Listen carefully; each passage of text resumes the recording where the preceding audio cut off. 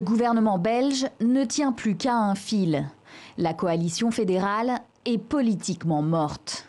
À l'origine de la crise, un simple désaccord sur un texte de l'ONU qui a mis le feu aux poudres. À ce moment, il y a un blocage au gouvernement sur cette proposition, puisqu'il y a un parti sur les 4 qui composent la majorité, qui s'est opposé. J'ai donc pris la décision, que j'ai communiquée à l'ensemble des vice-premiers, de demander au Parlement de s'exprimer sur ce sujet. Charles Michel l'a réitéré, il ira à Marrakech pour défendre le pacte des Nations Unies sur les migrations.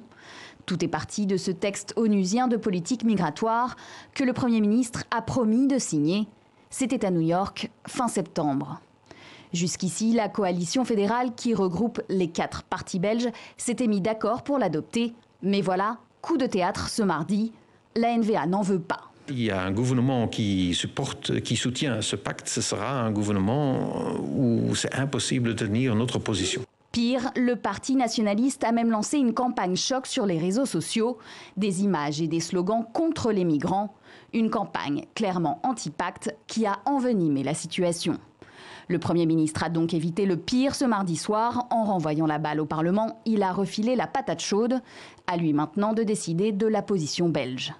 Reste une inconnue, la NVA va-t-elle se retirer de la coalition ou rester et risquer un blocage institutionnel? Scénario le plus probable, un gouvernement fantôme jusqu'aux élections générales de mai prochain.